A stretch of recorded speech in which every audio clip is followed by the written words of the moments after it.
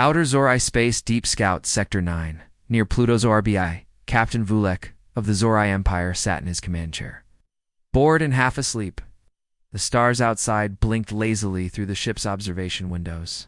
The mission was supposed to be easy: scan the Sol system, report findings, and move on. He sighed. Another primitive planet, he mumbled. The Zorai Empire had explored thousands of systems, and most held nothing more than bacteria or Stone Age creatures. Earth, or Terra, as it was called by the locals, looked like the same, green and blue. Rock, lots of noise, low-level radio chatter, and from what they saw, primitive cities, scattered nations, and no spacefaring fleet worth mentioning. "Captain," the scan operator said, suddenly alert. "We have something strange on sensors, near the frozen dwarf planet." Pluto. Vulek frowned. "A ship?" "No, sir. A small object. Metallic. About 5 meters wide. It's turning toward us." Vulek raised an eyebrow. "A satellite? No, it's accelerating." Before he could answer, the object flashed. A bright pulse of light flickered across the void. Alarms screamed, shields dropping, power grid fluctuating. "We're under attack." The crew scattered into motion. Panels blinked red. Systems failed one by one. In front of them, the small probe rotated calmly, like a hawk studying its prey. "What is that thing?" Vulek shouted. The probe darted forward, too fast to follow, and sliced through one of the escort drones. The small Zorai ship exploded, torn in half by some invisible force. The remaining crew watched in horror as the probe vanished into the black. Vulek stood frozen. "That ... was a probe," he whispered. The silence in the command deck was thick. They had just been attacked by a machine the size of a shuttle ... and it had one. "Zorai Military Command days later." "Captain Vulek is exaggerating," General Tavik said, tapping his claws on the metal desk. In front of him, holograms replayed the logs from the mission. A tiny, dart-shaped probe moved with impossible speed, cutting through their shields like paper. "I don't think he is," Commander Resch said. "We lost 3 ships. No warnings, no demands. Just strike and vanish." Tavik growled. "Maybe a lucky shot. Maybe it was automated defense from some ancient race." Resch hesitated. "Maybe it was human-made." The room went silent. "Impossible." Tavok finally said, "The Terrans just left their planet's orbit 90 cycles ago. Their highest satellite is barely armed. Their radio tech is primitive." Resch stared at the footage. "Then explain that probe." "Sol system edge of Earth's TERI-2, more Zorai scouts entered the system under stealth drive. Their mission: locate the probe, gather data, and retrieve samples. They crept past Neptune and Uranus, hiding behind the gas giant's sensors, sweeping in all directions. Then it happened. Transmission detected. A signal clear, direct and chilling. Leave now." The Zorai captains exchanged glances. That was no alien growl. It was spoken galactic standard, and the voice sounded human. They began to turn back, but it was too late. The same type of probe from earlier appeared behind one of the ships, silent, precise, and deadly. This time it didn't attack directly. Instead, it released a cloud of nanodrones that clung to the Zorai hull like insects. The ship's systems began to melt. "Emergency warp," the captain shouted, but the jump failed. The drives were dead. They barely had time to send a final message. "They are watching. They are stronger than they seem." Then everything went dark. Earth orbit Neptune Base 4 high above Neptune. Hidden by the planet's magnetic storms, a massive black station floated silently. Humans called it Sentinel Watchtower. This was one of Earth's best-kept secrets. Inside, Commander Kara Lin leaned over a terminal. "Third, Zorai scout destroyed. They're testing our outer defenses." The AI next to her, named Argus, replied, in a calm voice, "I believe they're invading a weak species.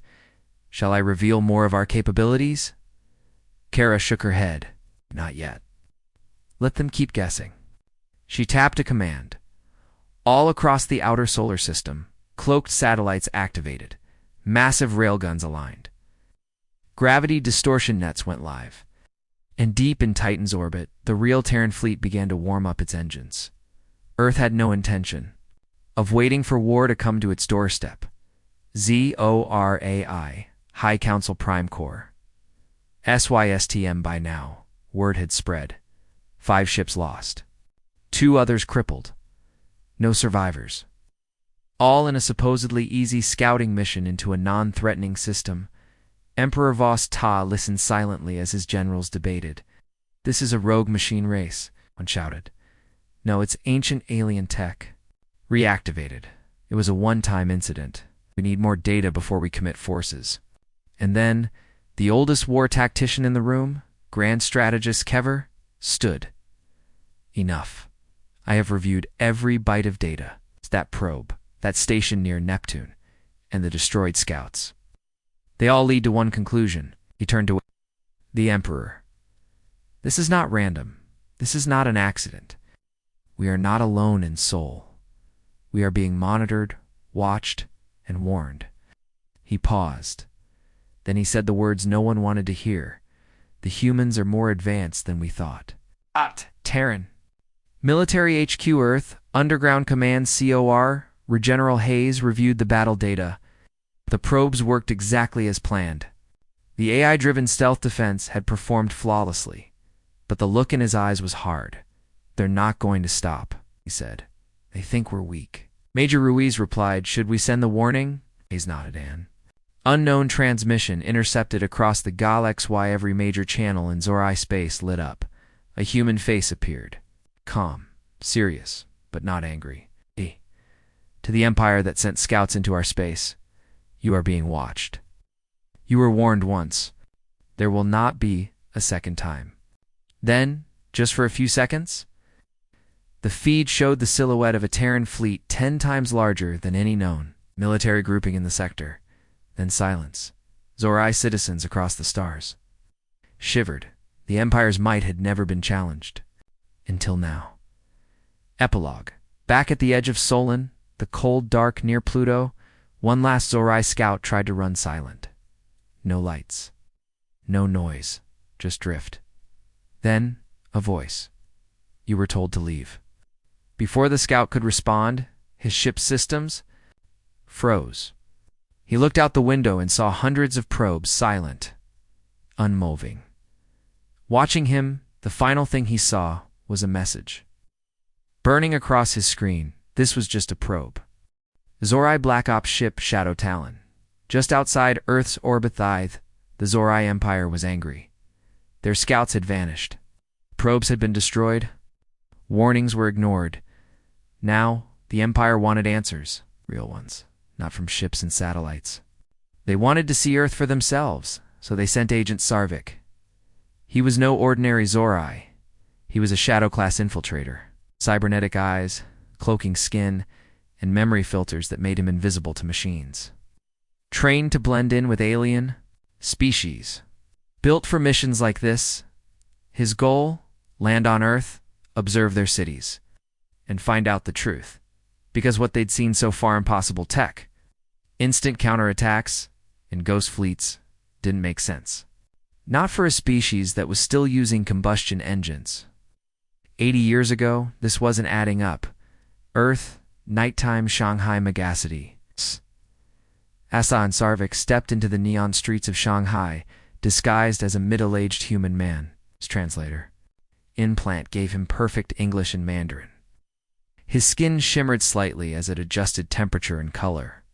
He looked completely human, but his Zorai eyes recorded everything, and what he saw shocked him. Above the city floated silent police drones with glowing blue lights. Scanning crowds, civilian cars flew overhead in perfect formation, guided by an invisible AI network. Large glass towers changed shape during the day, acting to sunlight, wind, and even emotion-based data. Children walked past holding digital pets that weren't even real. They were. Solid light projections. Sarvik touched a vending machine. It scanned his face and said, "Welcome, citizen. No records found. Please register." He stepped away quickly. He passed through a park and watched old veterans training with younger recruits in powered exosuits. One of them moved faster than any soldier he had ever seen, and even for a human. Another one jumped 5 meters straight up. Laughing, Sarvik whispered into his command, "This is Agent Sarvik. Something is very wrong here. Earth is not primitive." Africa Zone. The Sarah military hub. Sarvik transported to Africa via underground high-speed rail. He expected dirt and decay. That's what Zorai intelligence had told him. Instead, he found Sarah Base's sprawling, solar-powered training hub built into a mountainside. Inside, soldiers trained in gravity chambers. Drones flew around like insects, scanning armor and recording combat patterns. He saw soldiers born on Earth, and some who were not. There was a tall reptilian humanoid Drake, speaking perfect English. To a human officer, Sarvik's eyes widened. The Dracon were enemies of the Zorai Empire. What were they doing helping humans? "They're not alone," he whispered. "Have allies." Art, North America Zone, a dark discovery. Sarvik arrived in a city that once held a massive crater, Houston. It had been hit by a rogue asteroid 50 years earlier. He expected ruins. Instead, he found something else. The crater had become a biodome. Trees, labs, farms, and AI-controlled factories filled the area. Humans had turned disaster into design, but the real shock came underground. Sarvik broke into a sealed entrance, and that's when he saw it. A human-built jump gate. It was inactive but real. The gateway shimmered faintly with energy. "Impossible," he muttered. They never mentioned this in any intel. Then he saw the label, Terran Pact Gate Network Node 14 Pact. What pact? Flashback, Zorai High Council's biggest Mr. Sarvik's thoughts raced. The Empire had studied human culture, but only surface level. They saw war, chaos, crime, and division. They saw short lives, loud politics, and messy governments, so they assumed Earth was weak. But now, Sarvik saw the truth. Humans had unified in secret, not with speeches or handshakes, but with shared threats, climate collapse, AI rebellion, alien pirates, extinction-level events. Humans survived them all. They didn't unite because they were peaceful, they united because they didn't want to die. Earth midnight, someone found him. Sarvik ducked into a quiet alley, his mission nearly complete. But as he turned a corner, he stopped. A man stood there, arms crossed. "Lost?" the man asked. Sarvik scanned him. "No ID, no heat signature, not human. Who are you?" The man smiled. "Let's just say I work in defense." Sarvik turned to run. Suddenly his legs froze. His vision blurred. Nanites had entered his bloodstream. A voice echoed in his mind. "Zorai, technology. Not bad, but we've dealt with better." Sarvik collapsed to the ground. Earth's unknown location interrogation, ROM. He woke up strapped to a cold metal table. A woman stood over him, human. She spoke slowly. "You came here thinking we were weak?" Sarvik didn't speak. "You saw our floating cars, our towers, our soldiers, our AI." Still silence. Then she leaned in. "You haven't seen our weapons?" She tapped her wrist. A screen appeared above them showing Earth's outer colonies on Mars. Titan, Europa, Ganymede, even in the Oort cloud. Each had ships, defenses, troops, and each answered to Earth command. Sarvik whispered, "We thought Earth was alone." She smiled. "You were wrong." Zorai Empire. A message reader on his back on Zorai Prime. Weeks later, strange object crashed into the palace courtyard. It was a small escape pod inside. Agent Sarvik, barely alive, but in his hand, single data. Crystal. The Emperor loaded it into a viewer. A recording played. Images of Earth cities, hidden fleets, secret technologies. The jump gate, the Draken ally, the Terran Pact, and then, at the very end, a single spoken line. "You thought that was our full strength? That was just the surface." Epilogue. Zorai, Tactical Response. McKean, General Tavik, reviewed the findings. His hands trembled. "We thought we were invading a farm." He looked up pale. "But we just stepped into the fortress of a species that never shows its true teeth until it's already biting." someone whispered from the shadows, and we haven't even seen their military. Yet, the Moon Zorai strike fleet, orbiting Luan Admiral Trevik of the Zorai Empire, stood tall in his command vessel, the Fury of Zor. Around him, 50 warships hovered over Earth's natural satellite. Each ship was armed with plasma cannons, nanite torpedoes, and advanced shield arrays, and all of them were watching the Terran. Lunar base, codenamed Outpost Silver. It looked small, bare, almost unguarded. A few railguns, a couple of defense drones, not even a fleet nearby, a tempting target. I grow tired of their silence, Trevik snarled. Strike it cleanly, no survivors. Wade. Within seconds, the order was carried out. Blue beams fired from orbit. The moon's surface lit up with explosions as Zorai weapons hit their mark. The outpost was vaporized. Trevek turned to his bridge officers. There, a message. But behind him, someone shouted, "Sir, we're detecting movement. Mars. ... Just launched something." Mars orbit 3 minutes laid already beneath the Martian crust. In a base called Red Bastion, command code had been triggered. Omega Strike Protocol. Activated 5 massive launch tubes opened, and from them, Earth's first orbital retaliation. Package fired into space. They weren't missiles. They were smart rods. Tungsten-tipped projectiles, accelerated at near-orbital velocity by rail launchers. No warheads, just kinetic impact, and they didn't miss. Zorai fleet above the moon. 19 seconds later, alarms blared. Coming objects velocity, Mach 50, too fast for shields. Boom. The first rod slammed through a destroyer, tearing it in half. The next 3 pierced a battle cruiser and exploded its fusion core. The last one shot straight into the bridge of Fury of Zor, ripping through Admiral Trevik and vaporizing the throne he was sitting on. Out of the original 50 Zorai ships, only 18 survived the first wave. The survivors tried to run. They didn't make it. Earth. High Orbital Defense Array. Valkyrie the moment the first rod hit. The system came online. Terran Command had waited for this. They hadn't attacked first, but they were ready for any first move. A. Web of defense drones decloaked. Weaponized satellites rotated. A full fleet of Terran strike frigates blinked into orbit via folded space jump gates. Each painted in jet black, each without ID numbers. Only one word on their hulls. Packed Terran Command, Deep Earth Su Ara General Hayes sat at the war table. Around him were holofeeds from Luna, Mars, Neptune, and Titan. He looked grim. They did it. They finally fired. His advisors stared. "We go all in?" Hayes stood slowly. "No, not yet. We respond. Precise, smart, and surgical. Let them wonder how deep this goes." He nodded to the AI. "Deploy Ghost Unit Theta."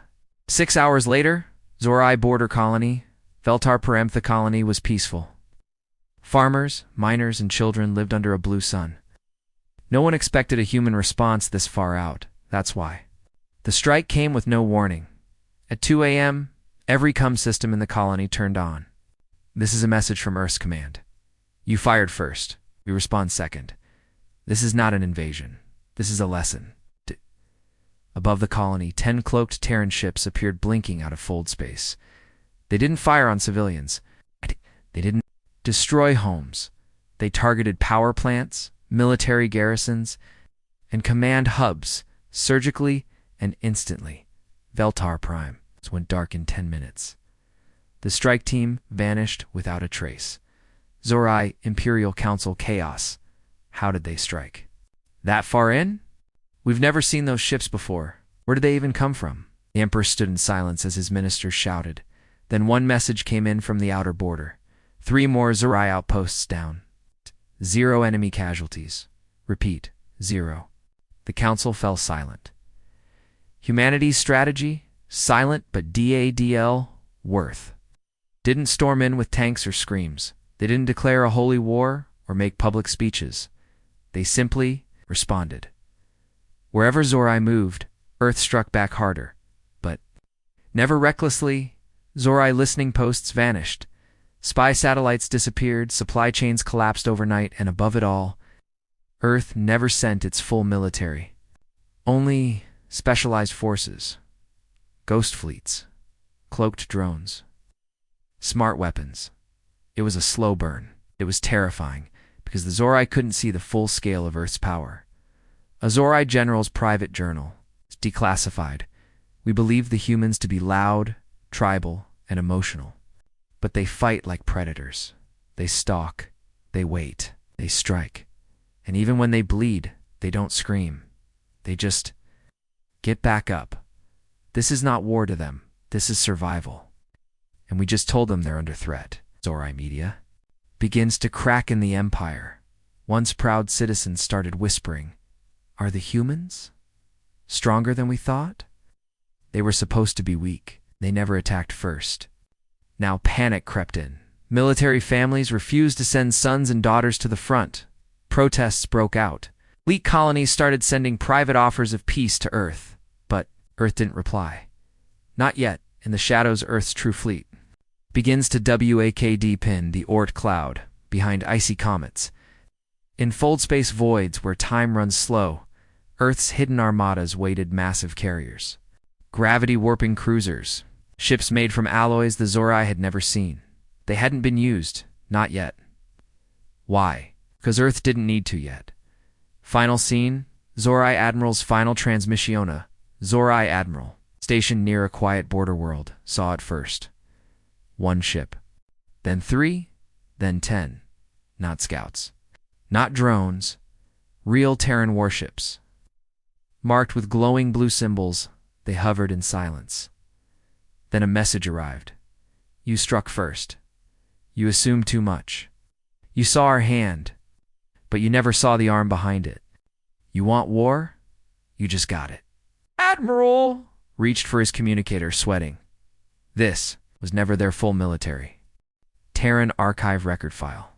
Classified, if you want to understand humans, don't look at their cities. Look at their scars, the ruins, the battlefields, the tombs. That's where their story begins. Zorai, diplomatic ship orbiting. EARTH, for the first time in over a century, a Zorai vessel was granted clearance to approach Earth. Not a warship, a diplomatic envoy inside. Ambassador Yilsar, chosen for her calm mind and sharp instincts, watched Earth grow larger on her. Screen, blue oceans, white clouds, glowing megacities. Beautiful, yes, but now. It's terrifying. She had read the reports. Her empire had attacked. Earth's outpost Darth responded with precision. It wasn't brute strength that shook them, it was the silence, the restraint. As if Earth had more, simply hadn't shown it yet. Yilsar took a breath. She came here not to demand peace. She came to understand the enemy her empire had misjudged. Earth touchdown. New Geneva was Earth's new capital built. After the last global war, surrounded by forests, water, and domed sky-glass towers, it looked like peace. But peace was only skin deep. Waiting for Yilsar was Commander Alaren, former general, now diplomat. She shook the ambassador's hand. Firmly. Welcome to Earth. Appreciate the invitation, Yilsar said cautiously. Allah nodded. You're not here for tours, so let's show you what matters. First stop, the African WASTS. They flew silently over a massive red-black scar on the continent. Yilsar stared out the window. What happened here? Orala replied. Humans, fighting over water, land, and pride. Allah tapped a screen. Images appeared, cities on fire, walking mechs, nuclear storms. It lasted 27 years. Millions died, the rivers boiled. Nations fell, and we kept fighting. Why? Because that's what we do when we forget who we are. Allah turned toward her, but we survived. Next stop, the ash line, North America, mile-wide wall of glass-infused stone cut across a ruined land. Once, it was a major region in the old United States. Now, it was a grave. 30 million people died here in a single day, Ayla said. AI insurrection. Our own machines turned against us. Yilsar said nothing. They learned. He learned faster. Europe, the quiet cityn Northern Europe sat an empty metropolis. Perfect buildings, clean streets, no people. What is this? City built by perfectionist AI? No flaws, no conflict, no emotion. People walked away. They couldn't live. In a place where they didn't feel human anymore. Yulsar blinked. They left comfort. They left emptiness, Yella replied. Deep earth, the survival VLs beneath the ground lay miles of bunkers, steel walls, seed vaults, cloning centers, biolibraries. Earth has been destroyed before, Ayla said. We always make sure. It can't be destroyed completely again. Yulsar studied the cloning tech. You plan for extinction, you plan for everything. Flashback, Earth's deepest Scarla took her to the oldest site of all, the Crater of Silence, place where a planet-killer asteroid once struck. Earth's crust cracked. Darkness covered the sky for years. The crater was now a garden.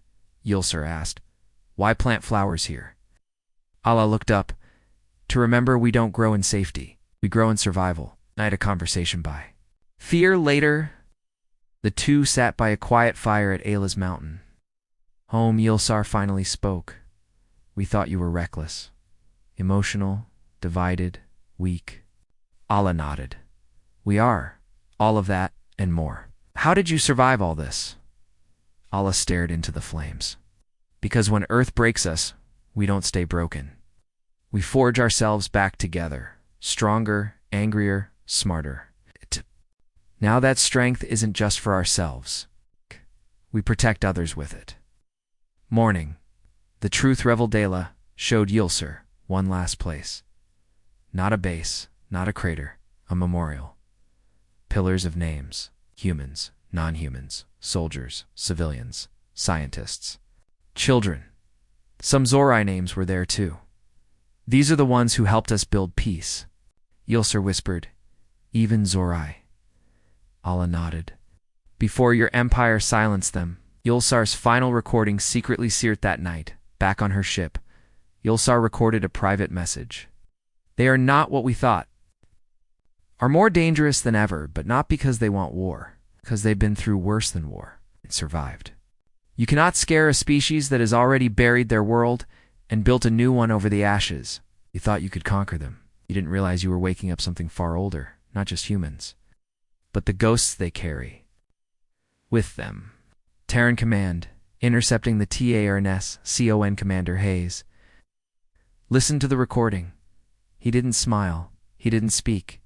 He simply turned to the AI beside him and said, begin final readiness checks. Final scene in the void beyond the SYSTM in deep space.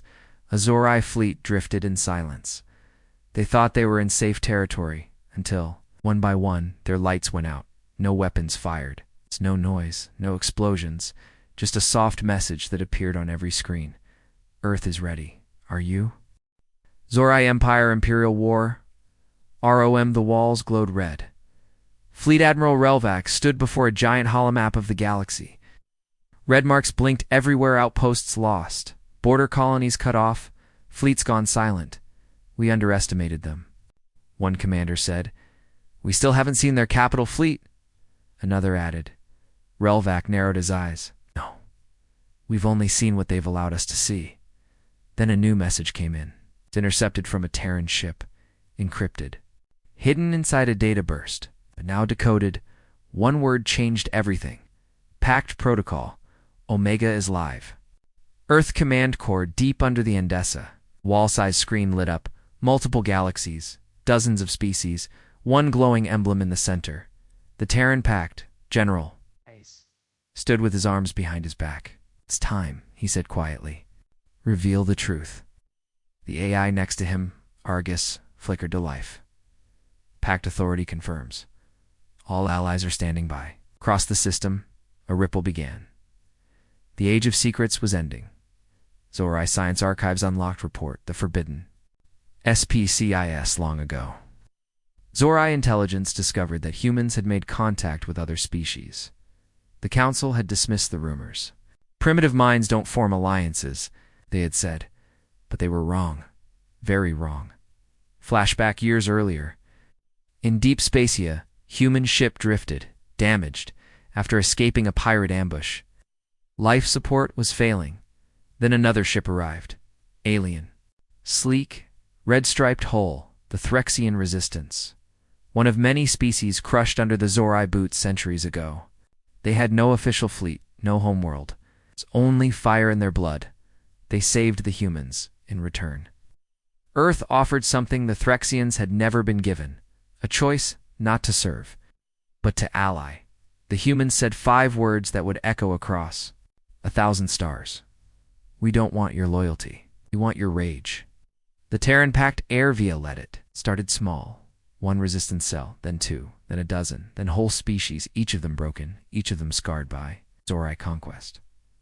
Earth didn't come as saviors. They came as fellow survivors. They didn't preach peace. They trained. They built. They armed the oppressed. They didn't call it a coalition. They called it the Pact. Zra listening POS, intercepted transmission. A hidden Zorai outpost picked up hundreds of signals across subspace. Some were from species the Empire had exterminated long ago, or so they thought. Others came from Ghost. Fleets thought lost. Some came from within their own borders, all saying the same thing. Earth has called. We answer, the Pact is real. Earth, the Pact unveiling BROADCASD. Then came the final blow. Humanity dropped the curtain.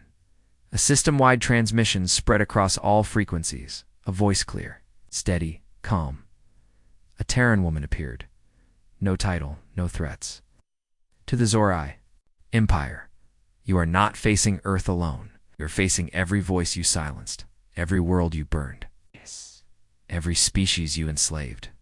Behind her, dozens of figures appeared. Alien leaders, resistance generals, freedom fighters.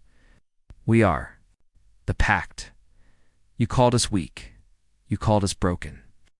You forgot what happens when the broken stand together. Pandora's gates opening orbit around Saturn's moon Pandora. A gateway opened. The Zorai knew nothing of it. From it emerged ships with markings never seen before, each with symbols of dozens of alien languages painted over black Terran. Hulls, they came out in silence, and they formed one unified fleet, Zorai border. Planets revolts, BIZEN inspired by the broadcast. Enslaved species rose up. ZORA control stations were stormed. Armories were raided. Flags of the Pact replaced Imperial. Banners in one colony. A young girl held a handmade Earth symbol in the air and shouted, "They found us. They came back." Zorai High Council panic. Hundreds of systems are gone. Entire garrisons are defecting. Even our generals are going dark. Someone whispered, "We were never fighting just Earth. We were fighting everyone Earth, taught to fight." Flashback, the TRA and Eon Jatar in black sites, hidden in the Kuiper Belt. Aliens trained side by side. With humans, they weren't taught to obey. They were taught to lead. They learned guerrilla tactics, stealth warfare, starship, sabotage, planetary resistance. Each lesson came with a phrase, "We're not your masters. We're your warning." Zorai Empire. Last-ditch EFF were desperate. The Zorai launched a counter-propaganda campaign. They labeled the Pact as terrorists. But too late. Too many eyes had seen the truth. The galaxy was tired of empires, and Earth didn't come offering mercy. They came offering justice. A new fleet appeared at the edge of Zorai space, bigger than any Zorai fleet in recorded history. Not all ships were Terran. Some looked organic, others crystalline, others cobbled from scrap and hope. But every ship flew under one flag, a black star surrounded by 12 silver rings, and one message was sent. You lit the fire, we are the flame. The Pact is here. Deep Earth Vault 7, black silo, unacted hundreds of meters below Earth's surface. Beneath layers of rock and steel, Vault 7 opened for the first time in 73 years. Massive doors hissed as cold air and dust escaped into the dark. Inside stood Project Ironwake. 50 war machines, not piloted, not remote-controlled, not alive, but not quite dead either. Sentient armor. self-learning systems. Buried long ago after a war, humanity swore never to repeat, until now. Earth Command 0400A-OURS. Commander Hayes stood in front of a dark, silent chamber. Steel coffins stood upright. Each one bore a name, a date, and one single warning: do not deploy unless Earth faces extinction. Alaren entered the room quietly. We made a promise, she whispered. Hayes nodded. Double quotes, and now we keep it. Right. The AI waked them. Across Earth's network. Across Earth's network, the iron signal pulse traveled through secret frequencies. Iron signal far across the solar system. Abandoned stations flickered back to life. Machines buried in Martian ice shook off frost. A forgotten station near Neptune black. Go post rumbled. Lights blinked. Massive pods slid out of walls and deep in a drifting asteroid field. A Terran ghost ship received the signal. Its AI, dormant for years, spoke softly. Authorization confirmed. Weapons live. Iron wake. Ed is awake. Flashback: the forbidden. PROJST. During the Great Silence War, humanity built weapons that frightened even themselves. Not nukes, not viruses, not AI, but walking gods made of steel. Each over 3 stories tall, each embedded with the minds of fallen heroes, or personalities, coded into synthetic cores. Each one designed to fight alone and win. But they had cost too much. They couldn't be stopped once deployed. So after victory, Earth buried them with fear and honor. Until now, Zorai border colony night, our colonists heard. Sound, not an explosion, a vibration. Then the sky turned red. Something dropped from orbit. One shape, one silhouette. It landed like a meteor and stood, arms stretching wide, glowing with internal heat. A Zorai captain raised his weapon and shouted, "Identify yourself." The machine turned its head, smooth steel, covered in etched names of Terran, dead. Then it spoke in a voice of thunder. "I am Valor Class 09. Call me Graveborn. You burned the world. You face its ashes. YY." 15 minutes later, Zorai outpost. DS2ROID. Not a building left standing. The colony was empty. Not dead. Evacuated. Graveborn had allowed them to run. But he left a message burned into the ruins. This is not conquest. It's memory. The other war machines following different parts of the galaxy. Ironwake 13 Ashmother landed on a mining world, lifted a mountain, and crushed a fleet bunker beneath it. Ironwake 06 Torchful rained plasma over a war factory, then rebuilt it for refugees.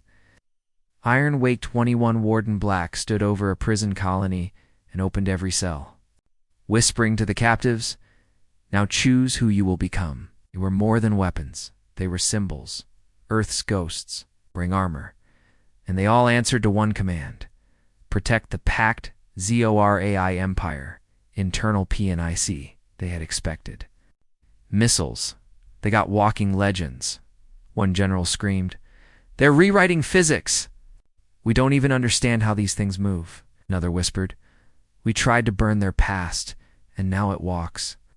Terran broadcast open to all CHNNL. Earth released a message, no face this time, just a dark sky. 12 war. Machines standing still beneath the stars. Then a simple phrase spoken in 100 languages. "These are not our weapons. These are our warnings." Then the message ended. But everyone remembered it. Inside the machine's coded mind core, Graveborn knelt by a destroyed Zorai. Transmitter. He was not angry, he was focused. Inside his synthetic brain were thousands of memories. Human soldiers, screams, victories, losses, regrets, all fed into one. "Machine," he whispered to himself. "They made me from the pain they could not carry. Now I carry it into fire." Then he stood. Zorai response, Project Starfire, desperate. To match Earth's machines, the Zorai Empire launched their hidden program, Starfire Titans. Colossal mechs, controlled by hive minds, their own walking weapons cold. Brutal, efficient, they dropped 3 Titans into packed controlled space, First contact Titan VSIR and WAKE happened. On a dead moon, Ashmother versus Titan 07 Fang of Zorai. The Titan. Charged Ashmother caught its blade mid-swing. The ground cracked, then Ashmother spoke directly into its AI core. You were born to destroy. I was forged to protect. Let's see whose purpose lasts longer. She shattered the Titan's chest in 2 blows. Zorai Empire cracks for Mionjin, now even. The citizens whispered, they don't even fear death. They've programmed it into their machines. Above Earth, the last Iron Wake machine was being prepped. The largest codename, Widow Star. Its launch would mean only one thing. Earth was ready to end the war. General Hayes stood watching from command. Once this one walks, he said, no empire will forget our name. Goss replied, then it is time. The war they started is about to become the one they cannot end. Zorai Prime, Imperial CRO ROD smoke curled. From the towers of the once great city of Velkfur, every screen flashed red, every airwave buzzed with panic, and above the capital, the sky rippled. A hole opened in space. Through it came Widow Star, the last Iron Wake, the biggest, the most dangerous, 5 times taller than the others. A living war monument, covered in reactive armor and anti-gravity rings. Not sleek, not fast, but unstoppable. It hovered above the capital and said nothing, just waited. 24 hours earlier, tactical briefing. Earth command its time, General Hayes said.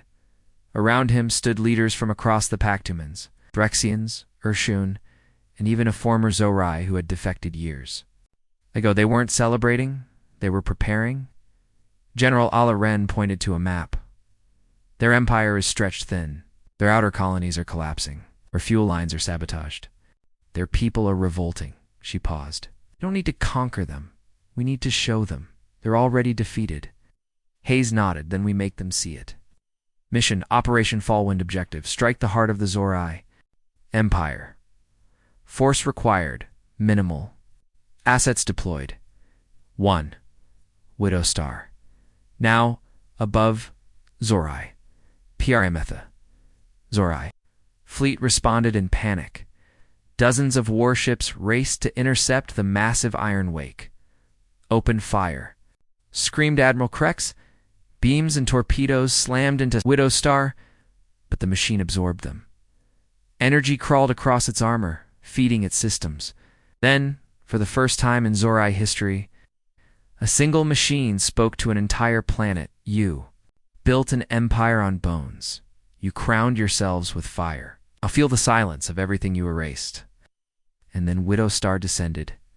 Inside the Zorai Palace High Council in shock, they sent one machine. Hissed the Emperor. It's a message, whispered his advisor. It means they don't need more.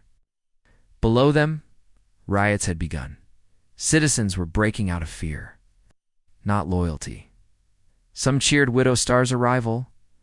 Others simply dropped there. Weapons and ran. Ground level, the shield wall falls awry. Ground units activated the planetary shield. Too late. Widow Star hovered above the capital and deployed gravity talons long.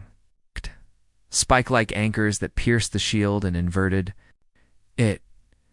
Instead of keeping enemies out, it now held the city in. 1,000 drones burst from Widow Star's back non-lethal stun units. Precision-guided, programmed to target only military leaders. Within hours, the command structure collapsed. No generals, no communications, just dot. Confusion? Terran message, final Byrat, stall. Zorai screens turned black, then showed General Ala-Ren.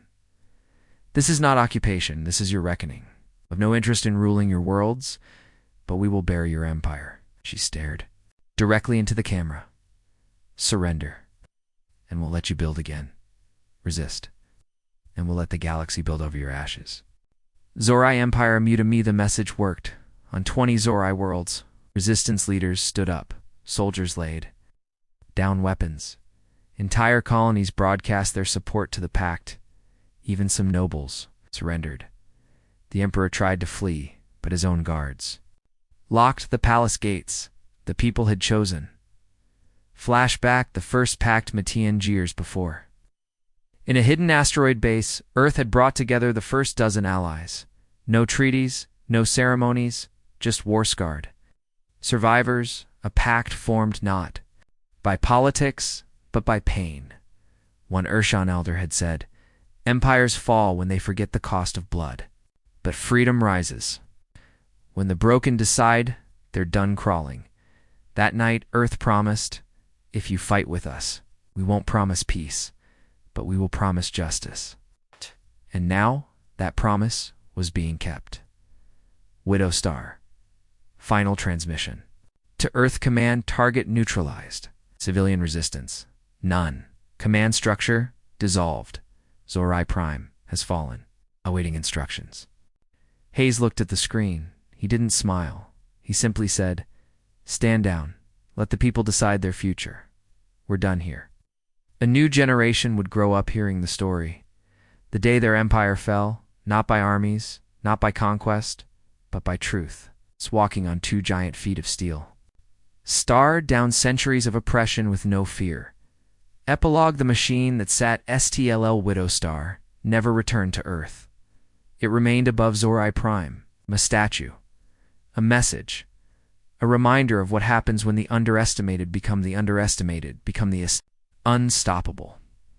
Terran Memory Archives Log 8. Last entry: they pushed us. They struck first. But in the end, they didn't just face our fleets or machines. They faced what it means to be human. 3 months after the fall of Zorai, PRIM, the war was over. No more plasma storms. No more disappearing outposts. No more screaming broadcasts. Instead, there was quiet. Ships once built for war now flew with medical banners. Cities once feared humans now lit candles in their windows when Earth ships passed. The galaxy wasn't peaceful, but it was free, and at the center of it all stood the same strange truth. Humanity had never used its full military. Earth united. Pact Council, New Geneva Newhall was built, where the old war bunkers once stood. In it, voices spoke in dozens of languages, human and alien alike. Not all agreed. Not all liked each other, but they sat in the same circle, for the first time in galactic history. The broken, the exiled, and the ignored had a seat at the table and the chair at the head. Empty by choice. General Ala-Ren had refused the title of Supreme Commander. She said only one thing when asked why we didn't win to rule: "We won so no one else would." Flashback: the origin of the Five long before the war. Earth was nothing to the Zorai, a blue dot with loud broadcasts and primitive technology. But the mistake the Zorai made wasn't in underestimating Earth's ships. It was underestimating its spirit. Earth was not a war machine. It was a wound that refused to stay closed. For every colony burned, Earth built 3 more. For every fleet lost, Earth trained 1,000 more. For every fallen hero, a whole species stood up behind them. Zorai Reconstruction Zone. Years LATR. The former empire had no emperor now, only elected councils. Schools were rebuilt. Old weapons were melted and turned into statues. And the biggest one, a monument at the center of their new capital, carved from the shell of a Zorai warship. It bore no name, only a single sentence: "We faced the species that couldn't be broken, and we were changed by them." Terran Orbital Archives Private Log. General Hazi looked older, tired, not from war but from surviving it. He stared out the window at Earth below. It was never about dominance. He whispered into the recorder. It was about sending a message. We are not prey. We are not weak. We remember. We fight. He turned off the log. That was his last entry. ARGUS Final System BROADCAS, taste after the war. The Terran military AI network known as Argus issued one last command before full deactivation.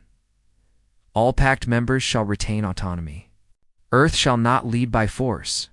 We defend. We do not dominate. And Argus went silent. Earth no longer needed it. Flashback: the human child and the alien flagon, a broken mining moon years ago, during the early days of the Pact. A human child gave her blanket to a wounded alien soldier. He didn't speak her language, but she wrapped him in the Terran flag, a patchwork of stars and pain. "It's not for fighting," she said. "It's for holding on." That image circled the stars. It wasn't the machines that built the Pact. It was the spirit behind them. The Galaxy Looks BAC case callers would later ask, how did humans win? They didn't use the most bombs, didn't field the largest fleets. They didn't even strike first. They simply did what humans always do: adapt, endure, push forward, never stay down. The last scene, unknown planet. Playing with handmade toys, 2 wooden figures. One had 4 arms and wore Zorai armor. The other was a rough carving of a Terran soldier. The child made them talk. "Why didn't you give up?" the alien asked the human toy. And in her own voice, the child answered softly, "Because they wanted us to, and that was enough reason not to." It faded to black text on screen. Humanity was never just a species. It was a warning. You can break a world, but you can't break the will behind it.